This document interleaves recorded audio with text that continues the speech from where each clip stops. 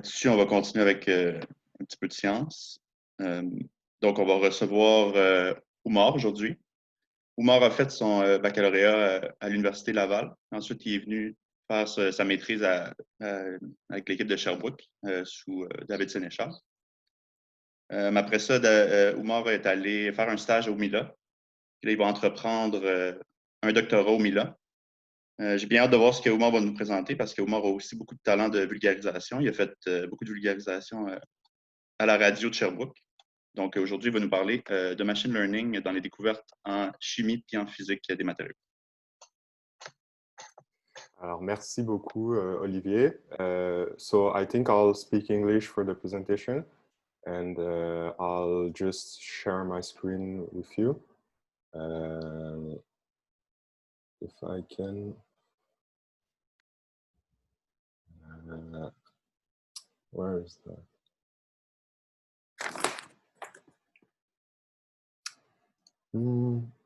Shouldn't be long. Okay. All right. Is it all set up? Okay, good. And just before starting, I just wanted to say that I didn't know about David's death, unfortunately. So I'm very saddened by that. I took one of his class when I was in Sherbrooke. He was an amazing professor, and I remember one time when I was doubting a lot about my research and if what I wanted to do after, I talked with David Poulin, and he gave me a very good talk. He encouraged me a lot. So yeah, I remember that about him, and he was a great person. So he'll be missed. I wish my condolences to everyone that was very close to. So yeah, I guess I should start now. So like I said, this will be a short presentation and a friendly presentation on machine learning methods for chemical and material discovery. So just before starting, I want to say that I will assume that you have no prior knowledge of machine learning or anything. This really assumes that you have only basic knowledge on chemistry and material science. So yeah, like every machine learning talk, I have to say that machine learning methods have become increasingly popular recently in a number of fields, and they've really been a revolution for some fields. So in particular, computer vision and natural language processing have seen huge advances due to machine learning methods. So for example, in computer vision, I think it was in 2012 that machine learning methods, so deep learning methods, started to beat reliably the previous methods on image recognition tasks. So these tasks where you have to recognize a cat from a dog and, number digits written by hand, stuff like that. And also in natural language processing, I think it was in 2012 also that a computer beaten the world's champion at the game Jeopardy. So this was a kind of a great achievement at that time. And since then, machine learning has continued to have great influence on a number of fields. So for example, recommendation systems where people are looking to recommend something to a user, for example, a product on Amazon or whatnot. Social networks, so Facebook and Google, they all use that. Autonomous vehicles, of course, games, you have heard of Go. Public health, I don't know if you've heard about it, but Mila has developed recently an application, a contact tracing application against COVID-19. So it has not been approved by the Canadian government, but they're still working on it, and they're looking to use it as a research tool. And also chatbots, Siri on your phone, or all that kind of stuff. So according to most people, there are three reasons to explain the recent success of machine learning methods. First, the emergence of powerful algorithms in the recent years. So I'm mainly thinking about deep learning methods here. Then also hardware that allows to really harness the power of these algorithms. So GPUs are graphical processing units in computers, and they really are the thing that gamers need to run games, you know, at the full speed. So these were critical in making deep learning algorithms more scalable, because they are allowed to do calculations in parallel very easily. But maybe the most important ingredient was the availability of a large amount of data of every kind, really, that has allowed these algorithms to really learn on this data and to be able to accomplish challenges, tasks that they were not able to do before.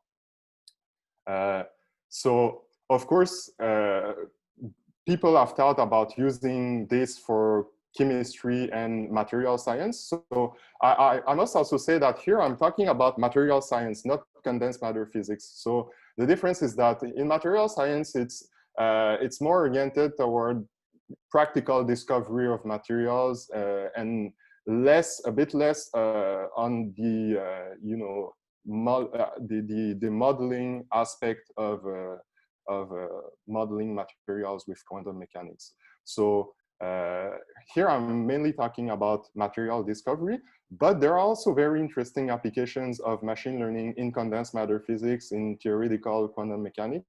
I will touch a word on a few of those in the presentation. But yes, so just to give an outline of the presentation, I'll talk about the chemical and material discovery process and how machine learning can tap into that. Then I'll talk about a class of model that we can call discriminative models, or supervised learning is also a good term. So the models I'll talk about are decision trees, sequence based deep learning models, and graph based deep learning models. And then after that, I'll talk about what we call generative models. So I'll talk about autoencoders and generative adversarial networks. So yeah, and also this talks aims as much to talk about chemistry and material science than to talk about deep learning and machine learning. So I'll try to give examples not from chemistry and material science when I introduce algorithms, just so you can have a sense of what did the people that invented these algorithms had in mind, what sort of problems they were trying to solve when coming up with these algorithms. The idea is also that there are many other things that you can apply these algorithms to aside from chemistry and material science. So yeah, you know, it's to also give you ideas of other problems that this might be useful to use. And if you have questions, please don't be shy, ask in the chat. You can interrupt me. I'm happy to take questions at any time. So first, to talk about the chemical and the material discovery process. So obviously, you all know that this is a very slow process, and perhaps I know that myself much less than a lot of you, because I've never done experiments in that field. But coming up with a new material, synthesizing it, and characterizing its properties is a very long process. So same goes for molecules, drugs, and any kind of system of that kind that you would like to come up with. So the machine learning process aims to kind of bypass some of the steps that come in the discovery of new systems. So it can either come, well, I'm gonna mainly talk about two ways that it can come into this process. So the first thing that I'm going to talk about is how machine learning algorithms can help characterize systems. So basically, you have a new system that you have no idea what its properties are. You're interested, for example, in a material's conductivity or magnetic properties. You have no idea what they are. maybe machine learning can help you do that faster than what first principle simulations can do or experiments. Of course, it's not going to be as reliable, but it can still be useful. Then there's the generative models that can help you come up with new systems. So of course, it's very complicated, for example, in chemistry, to come up with a new drug to target a very specific binding site, for example. And the hope is that machine learning methods can help generating molecules that will hopefully have the desired properties.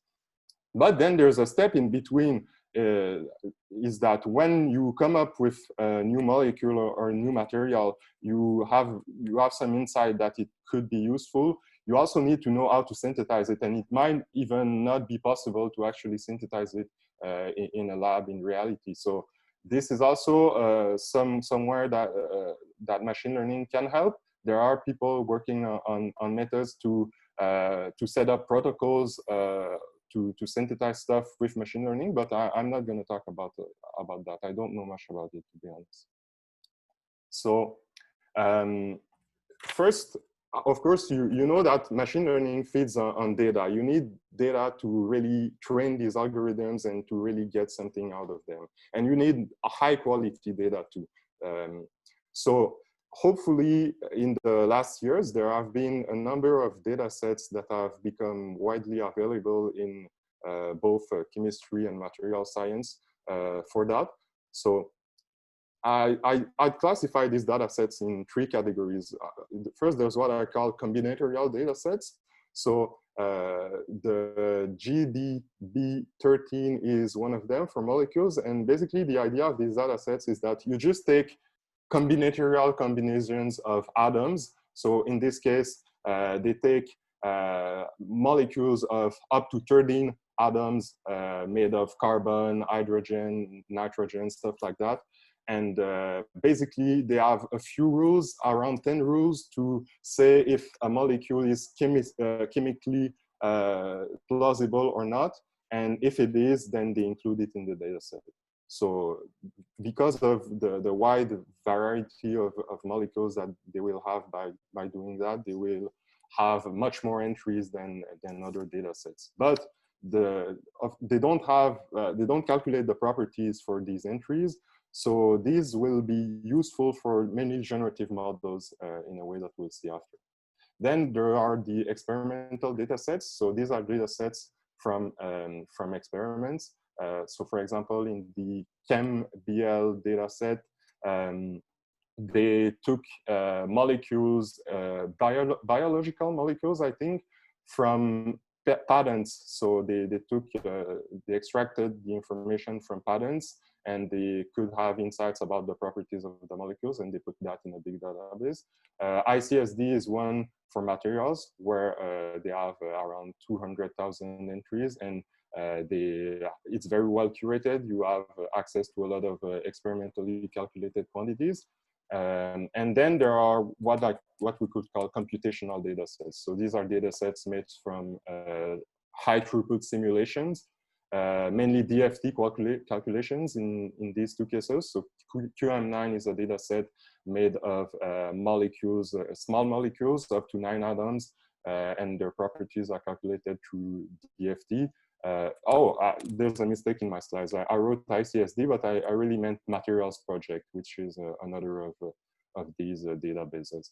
And by the way, these databases can be useful not only for machine learning applications, but also just, if you're interested in having a material with some properties, maybe it's in one of these databases and you can just find it. So this is a good initiative by the community, and I think it's a very good thing in general. So then with this data, what do you do? The first class of model that I will talk about is what I call discriminative models, or you might also hear supervised learning. It's kind of a broader way to talk about it. But the idea here is that you have your database, and your database is composed of a set of materials or whatever system you're interested in. And for each of these systems, you will have a set of features, which are represented by the variable x, the vector x, and then also targets, which are represented by the variable y.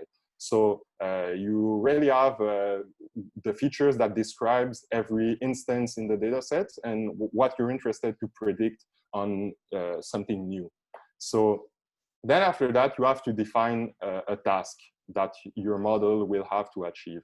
So in that case, we can think of the model as a function that takes the descriptors, the features of each instance, and that outputs a prediction for the target value.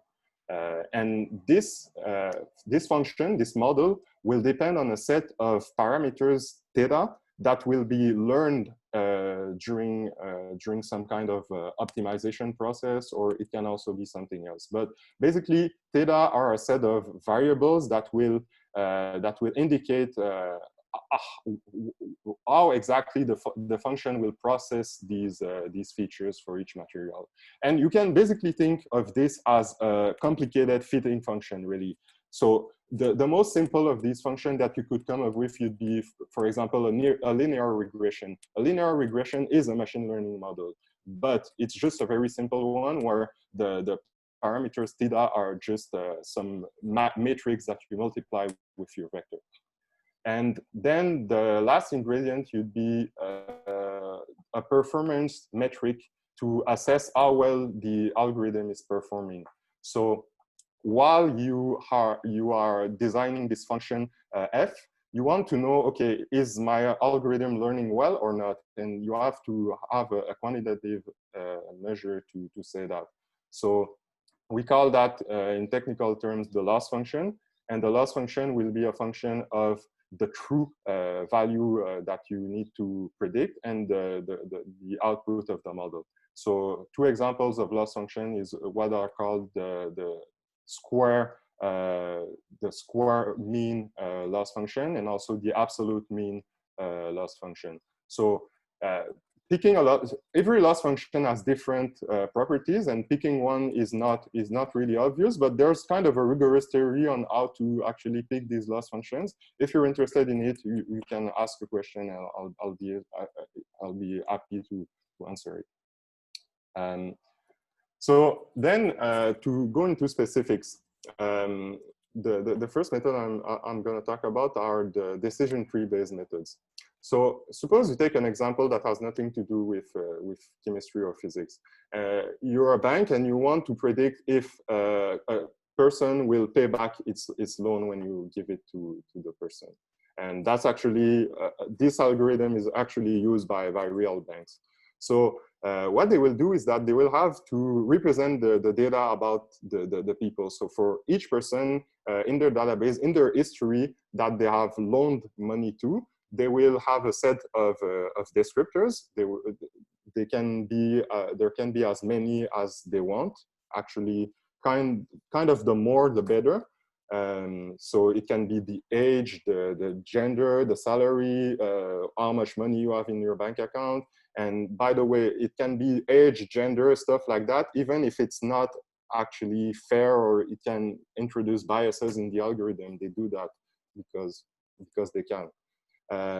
So then for each of these persons that they have in their database, they will also have the information about if they paid back the loan or not. So this is the target.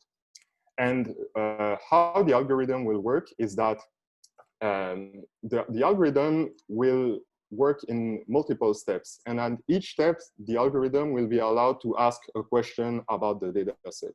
So for example, in the first step, the algorithm might ask, is the salary of the person above $70,000 or below? Actually, there's a mistake in the slide here. It should be below 70,000 because there can only be two choices. It's split in, it should split in half, or yes or no. So yeah, the algorithm will look to ask the question that will give it the most information. So the algorithm will go through all the descriptors and look for the one that gives the most information about what you want to predict. So in a sense, it will look for the descriptor that correlates the most with what you want to predict. And this will be the root of the tree. And then after that, the algorithm will be allowed to look at other descriptors. So for example, if the algorithm assessed that salary is important, it can also assess that, okay, age after that is important.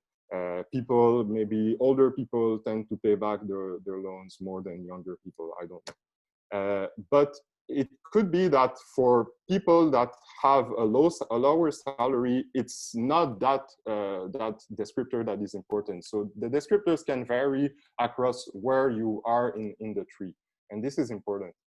And then the crucial part in this algorithm is that you need to have a criterion that tells the tree when to stop. So the tree will stop when the cuts don't really add anything. Don't add anything that in terms of prediction accuracy. So yes, the algorithm will look to make as many few cuts as possible. And yes, this is a parameter that you can control. You can control how deep you want the tree to be, or how shallow you want it to be. This is what we call an hyperparameter in the machine learning jargon. So yes, now there's a problem with decision trees is that single trees tend to overfit the training data. What that means is that they will be good at learning what is in your data set, but when you will try to generalize that to something that is outside the data set, these methods won't be too good, because they actually learn too well what is in the data set, and they're too precise, so they don't generalize to other instances. Now, one solution to that is to use what we call random forest algorithm. So the idea of random forest is that you will train multiple decision trees, and for each decision tree, you will use different descriptors. So each decision tree will be able to use only a subset of the descriptors at each step. And you will make multiple variations of these subsets, which will give you multiple trees. And that's why the algorithm is called a forest. And then after that, when you have many of these trees, when it's time to make a decision, you will ask every single of the trees for the answer, and you will just make a vote at the end for the answer. So you make a majority vote, and this works much better than using a single tree. So yes, these methods work actually pretty well. So applied to materials, actually, that is something that we are doing presently in André Marie's group. So there were two interns that were working on these methods, Marc-Antoine Gauthier and Benjamin too. And basically, we had a database of materials, so materials project. And for each materials, we calculated a set of descriptors. So the descriptors are based on the chemical formulas or the unit cells of the materials. And there's a wide range of them. There's on the order of 100 of descriptors that we use. So it can be the number of magnetic atoms, the maximum atomic mass in the formula, the mean atomic number, stuff like that. And let's say, for example, that we're interested in predicting the total magnetization, then we'll train a random forest to do that. And yes, then in the end, we'll get a machine learning algorithm that can predict properties of material that has not seen before. So another important thing is that when you have a data set, you want to separate it in what we call the training data set and the validation or test data set. You want to have some kind of split to know how well the algorithm is doing on data it has never seen. So when we test these algorithms on validation data sets, they actually perform kind of well. So yes, we're having good results at the moment with these algorithms, but it's still work in progress. And yeah, we're hoping to see more. So the advantages of these methods, I see mainly two. So the first the first advantage I say is interpretability, because at each step, the algorithm makes a split that is based on a descriptor that we engineered ourselves. So we can go back to see what the algorithm is doing and to know which descriptors are important and which are not. So this is a useful feature because I see that there's a question. If you want to ask it, feel free to do it. You can also write it in the chat. All right, thank you.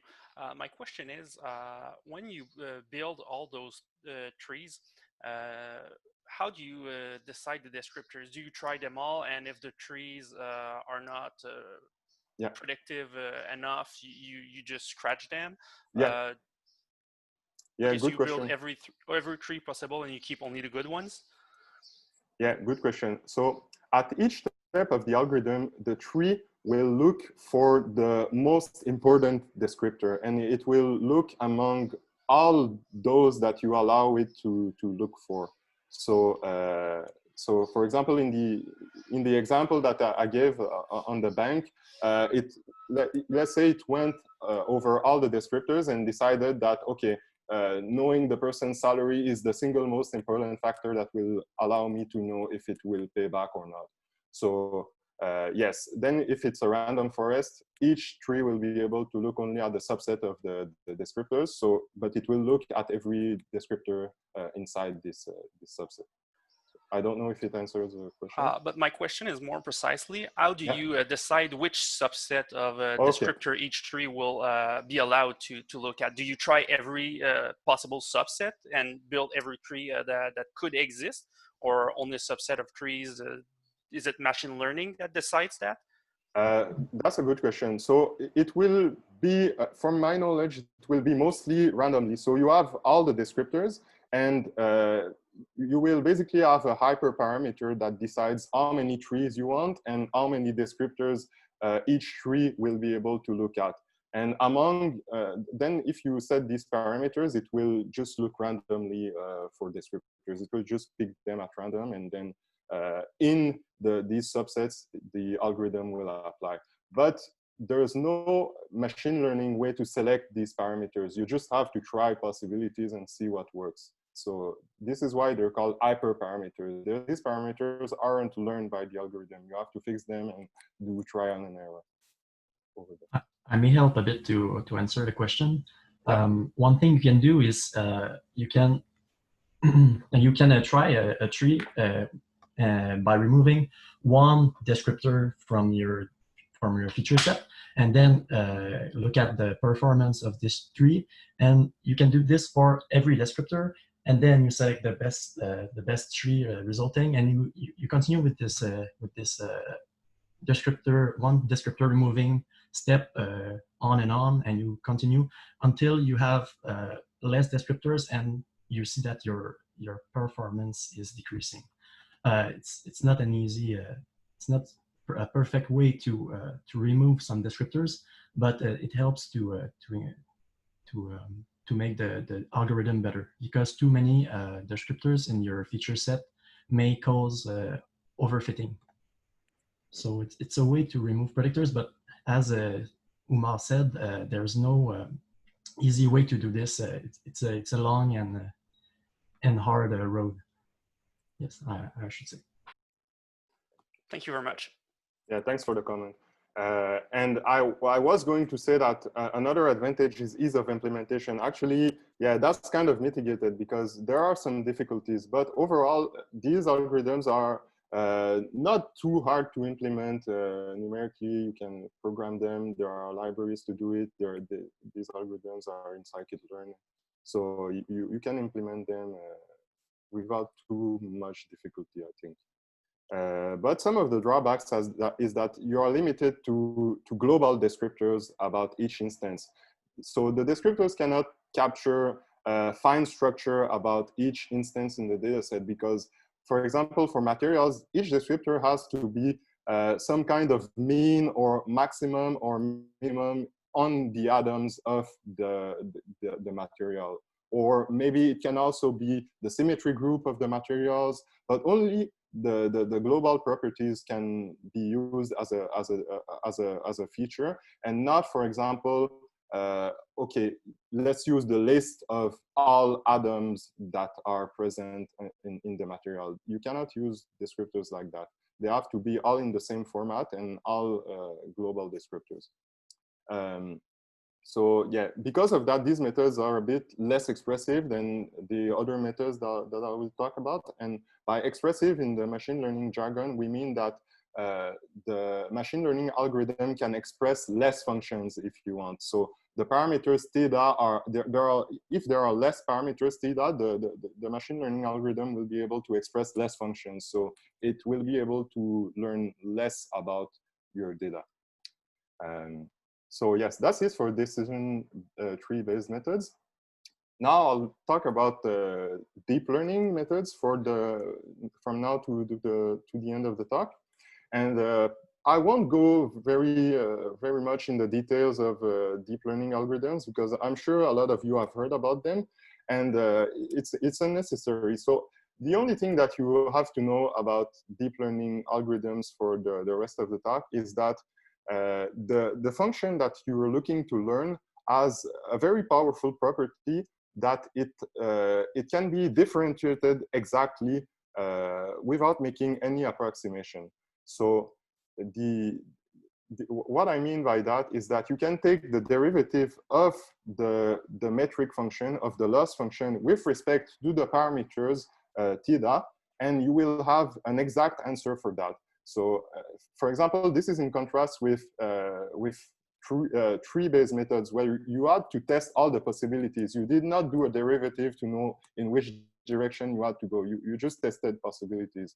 And it's also in contrast with other regression methods, such as linear regression. When you do linear regression, you have to do a numerical derivative of the parameters of the regression. But with deep learning methods, there are ways through an algorithm called backpropagation to have the exact derivative with respect to the parameters. And that allows you to get very rapidly accurate values for the parameters. So you can have many of these parameters. So in modern deep learning neural networks, as they are called, there are millions of these parameters. And there's no problem with that, because you can optimize them very easily. You have the exact derivative with respect to these parameters. And these neural networks are made with layers, which are kind of sub-functions that are composed together to make the whole network. So yeah, is that clear? Because it's important, but I don't want to spend too much time on that. If somebody has a question, please ask it. Okay, I'll continue, but if someone has a question, please ask. So yeah, I'll talk about what we call deep learning on sequences. So sequences are a type of data, and the prime example of sequences in machine learning are sentences or text. So the most important task with sequences, well, no, not the most important, but a simple one is to, for example, predict the sentiment of a given sentence. So for example, if I give you the sentence, I don't like apples, you have to tell me what's the sentiment of that sentence. And in that case, it's negative. The sentiment can either be, let's say, negative, positive, or neutral. So you want to get, in the end, a neural network that if you give it a sentence, it can tell you what's the sentiment of that sentence. And now a challenge is to know, how do you actually input that sentence in the algorithm? Because the algorithm will have to do a derivative with respect to the input. So you have to give it numbers. So how do you exactly give it the input? Now, one possibility would be to associate a number with every single word, and then put that together in a vector and give that to the algorithm. So you'd have a vector of numbers, really. So yeah, a vector of scalars, and that actually wouldn't be a very good idea, because there are many words that you could have in a sentence. I think in the dictionary there's around 200,000 words, something like that. So you'd have to associate a number with every word in the dictionary and make a vector with that. The problem is that if you do that, you will associate numbers with words, but this tells the algorithm that there's a notion of order in the way that you associated numbers. What I mean by that is if you associate the number 1 to the word I and the number 2 to the word do, it tells the algorithm that do means 2 times I, but this makes no sense. Or it tells the algorithm that if you take the vector I plus the vector I, you get the vector for do. But this doesn't make any sense. And basically, it's not a good idea to do that because neural networks are based on linear algebra operation. And linear algebra works with the assumption that you can do addition between vectors and everything will still make sense. So you shouldn't do that. Instead, what people do is that they will use what's called one-hot encodings for each of the words. So they will make a vector for each word that has 200,000 dimensions. And when the word associated to a given dimension is present, they will put a 1 in that dimension and 0 for the other dimensions. So it's sort of an analog to wave functions, if you want, to state vectors, because you sort of encode a discrete state in a vector, and you know for sure that that's what you have in the vector. But of course, it's not convenient for neural networks to work with vectors with such high dimensions. So you need a way to reduce that dimension. And now comes a very interesting concept that comes very often in machine learning called embeddings. So what you will do is that for each of the words, you will ask the algorithm to construct a vector that has a smaller dimension, maybe 500 or something like that. And this vector will have the role of capturing the essential features of that word or of the concept even. So you will really associate to every word, to every concept, a vector of a given number of dimensions. And these vectors will have very interesting properties when you end up training the algorithm, because they will be able to encode the meaning of each concept.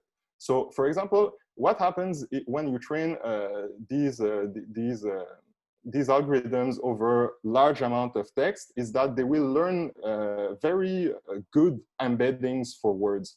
For example, if you will take the word embedding for the word king, then you subtract the vector for male and you add to that the vector for female, you will get very close to the vector for queen.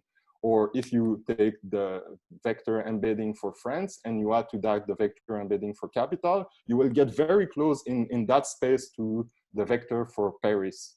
So yeah, this is very interesting, and that has been introduced widely by Google, I think. So they had this algorithm called word2vec, and they trained that basically over all text that they had available on the internet. So they had very expressive word embeddings, and now they share these embeddings to people so that they can use those without having to train over the whole internet again. So yeah, that was to explain the idea of embedding. That is, I think, very interesting, but also applies to methods when used on chemical systems or materials.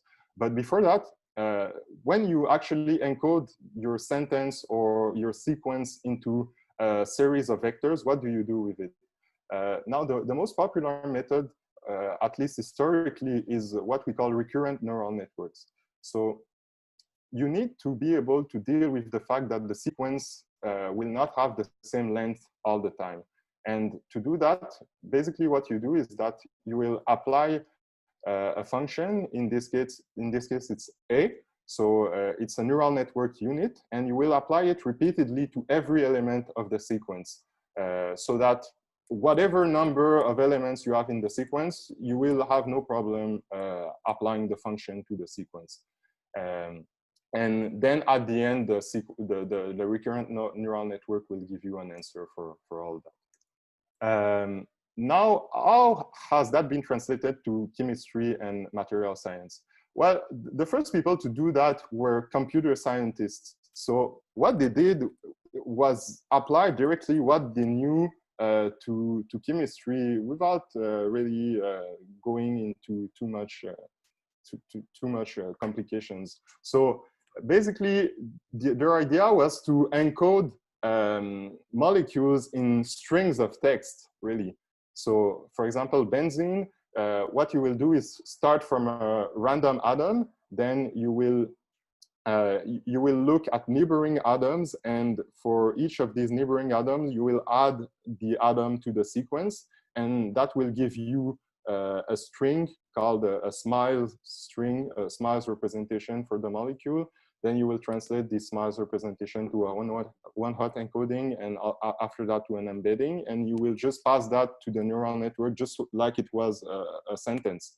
So these methods have been very popular, actually, surprisingly, because they're kind of naive, but they have given good results, surprisingly. So yeah, this has been something very popular, and it's still very popular. Now, embeddings come in, for example, in this work where they use similar methods on materials. And what they did was they looked at the embeddings produced for every type of atom that they had in the data set. And by looking at the vectors produced for the embeddings of the atoms, they noticed patterns that they were able to associate later with the structure of the periodic table. So I was saying that embeddings can be conceptually very rich. This is an example where embeddings give you the structure of the periodic table, and actually more than that. So the algorithm can learn the electronegativity. They can learn if an atom is associated to metals or non-metals, etc. So this is something interesting, I think. So yeah, the advantages of these methods, they have somewhat good performances, so they were useful. And the main advantage is that you can just apply methods that were developed for natural language processing to them, and it will work. But obviously, atomic systems are not naturally described in terms of strings of text. So we should look for better representations than that. There are also, these methods are also dependent on the grammar that you choose to encode the molecules or the system.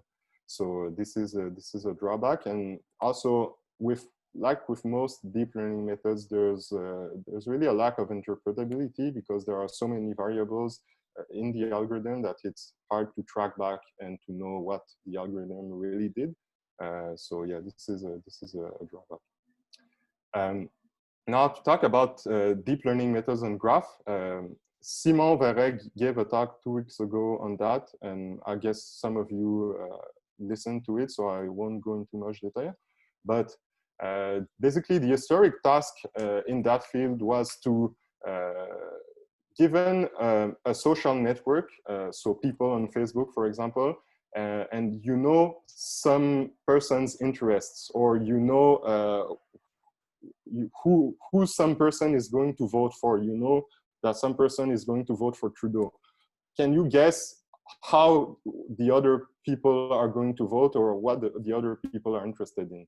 And algorithms developed for that are called graph neural networks. So there are just neural networks designed to be able to work on graph data. So one way that they will work is that for each node, they will make an embedding based on the feature that you have on each person.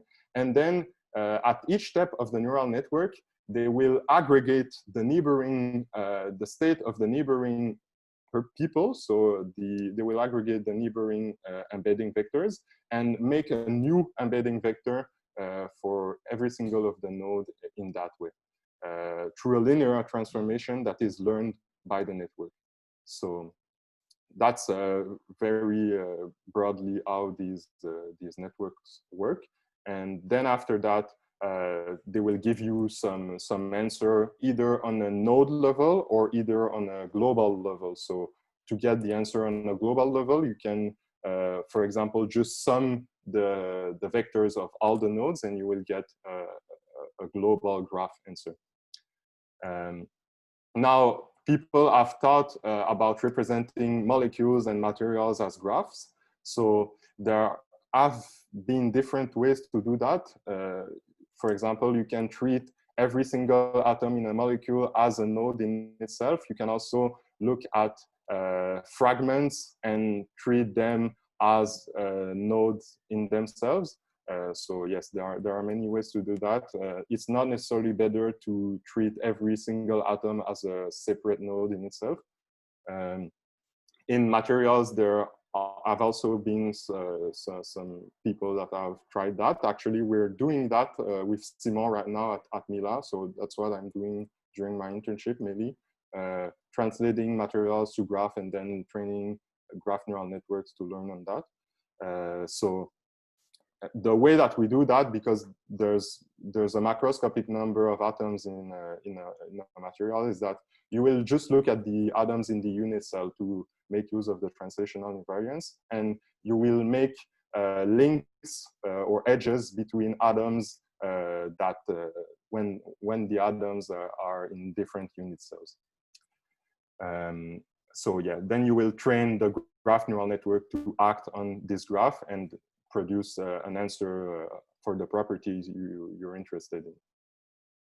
So the advantages of these approaches is that they're, of course, an improvement with respect to sequence representations, because they allow for more variety, and they're a more faithful representation, I guess, of the systems.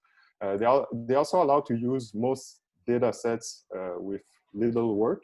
So this is cool because it saves time. But the drawbacks is that this is still not a satisfactory representation for atomic systems. We're really looking for something more physically justified than that. So that's one of the things I'll probably work on in the future. And like the previous method, there's not too much interpretability with this method, except for the embeddings that we saw last time. It's difficult to interpret the results. I also wanted to touch a word on how these methods can be useful in theoretical condensed matter or quantum physics. So there have been people that have thought about using a neural network to predict, for example, the wave function of a system given is Hamiltonian. So this is interesting. Mathias Travailler, for example, has published a paper in Science on that. So there's also, yes, there's starting to be some work on that. At Perimeter Institute, they're very good on that. So if you're interested, you can check out their websites. They have recording of their talks. Now I want to talk about generative models with the time that I have left. So, yeah, what? Juste pour le temps, il resterait 5 minutes incluant les questions. Okay. So I'll go very fast on generative models. I've taken more time than I wanted, unfortunately. But the idea of generative models is that you don't want to predict the property of something in your data set. You want to generate a new example of something that looks like what you have in your data set. So to be very clear about that, what this allows is to propose new instances of materials or molecules, and then be able to characterize the properties of that, and eventually being able to search in the space of possibilities by generating examples like that. So a very interesting method to do that is what's called autoencoders. So the idea of autoencoders is that you will take examples in your data set, you will make these examples go through a neural network that is called an encoder. And basically what this neural network will do is that it will take the input and try to reduce its dimension to a very low dimensional output. So for example, if your input vector was of size 100, the encoder might try to reduce it to a size of 10 or 20. And then this will create a bottleneck in the neural network, and you will have after that another neural network called a decoder, which will aim to reproduce the exact input, but only from the low-dimensional representation. So what this does is that this low-dimensional representation will encode very faithfully what actually is a molecule and what are the important features of a molecule. So the problem is that the input will basically have too much information. So you're looking to get rid of the useless information and only get the important information about what characterizes a molecule or a material in this low-dimensional representation.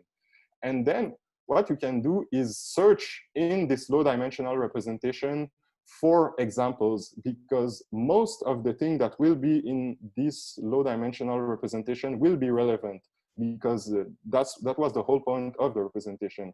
So in this example, they do that for images of digits, and then they search in this low-dimensional space called the latent space, and like that, you see basically that in the latent space, you have continuous transitions between digits. So the latent space encoded really what's important in a digit and how do you move from one digit to another. And you can apply that to molecules, for example. So a very popular work 2 years ago did that, and they used an autoencoder to have a latent space representations of molecules.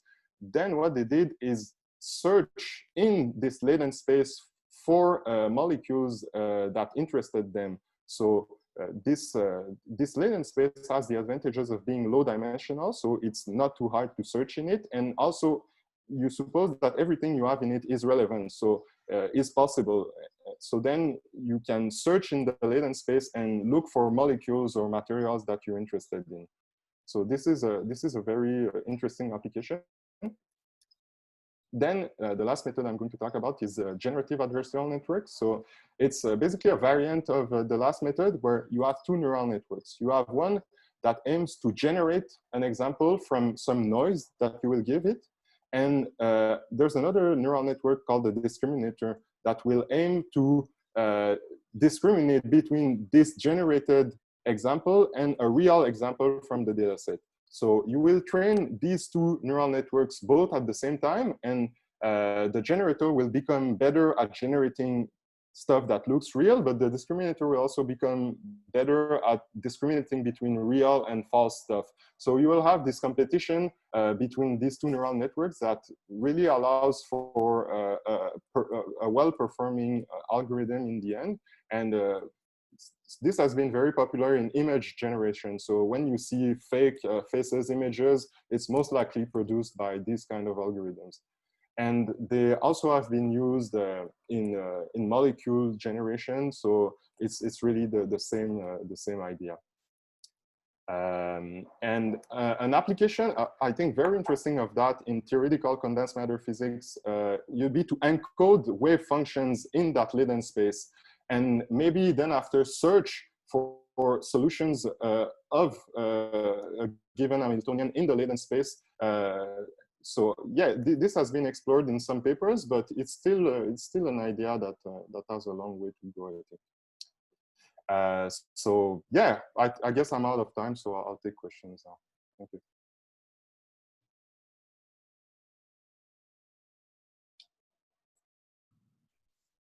Thank you very much, Oumar. So we have a first question from Thomas. Yeah, so good luck, Oumar. Thank you. I had a kind of a,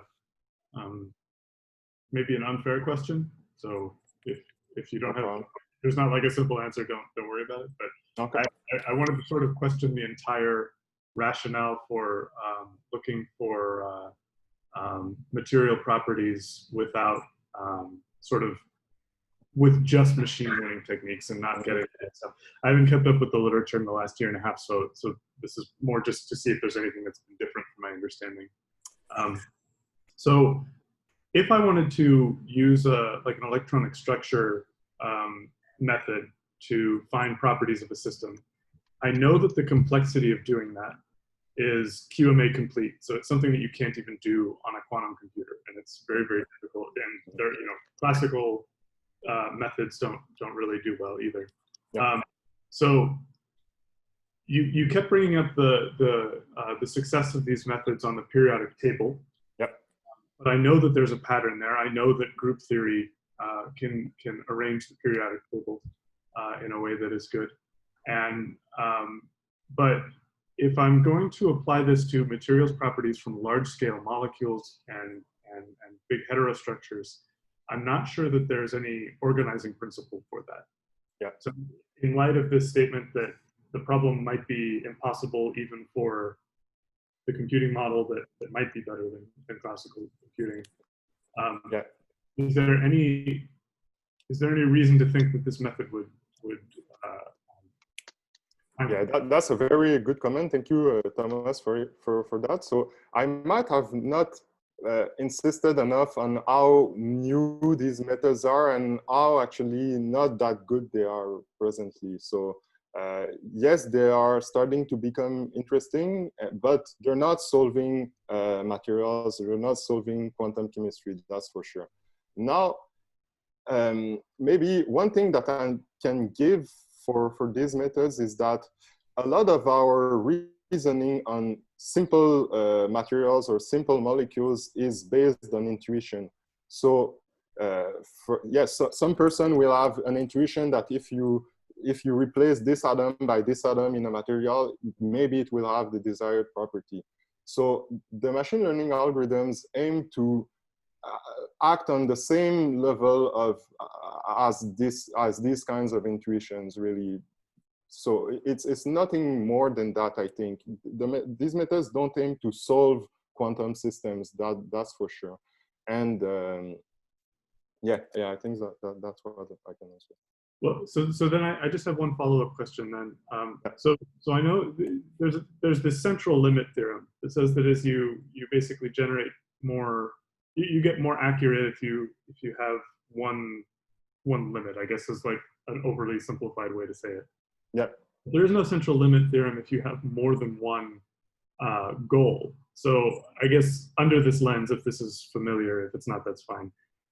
Is there any reason why you would think that your model is getting more accurate in this sort of worst case dire scenario of we're not actually learning any pattern?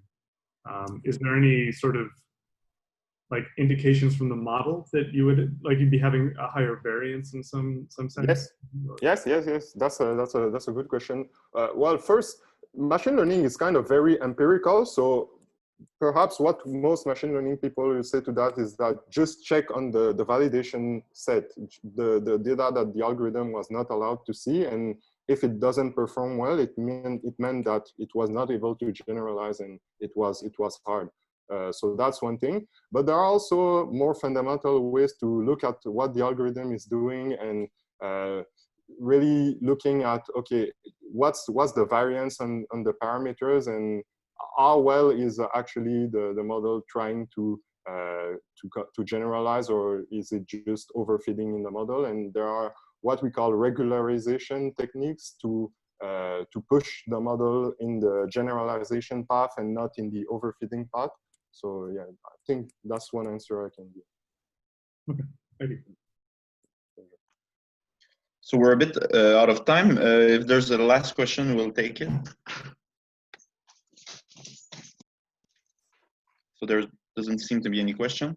So thank you very much, Oumar, for the nice talk. It will be available on YouTube soon, as you gave us your consent for it. And so there's also another talk Thursday from Normand Mousseau. You're all invited to join. Otherwise, we might see you next week for the next edition of these presentations. Thank you very much. Merci Oumar, merci beaucoup.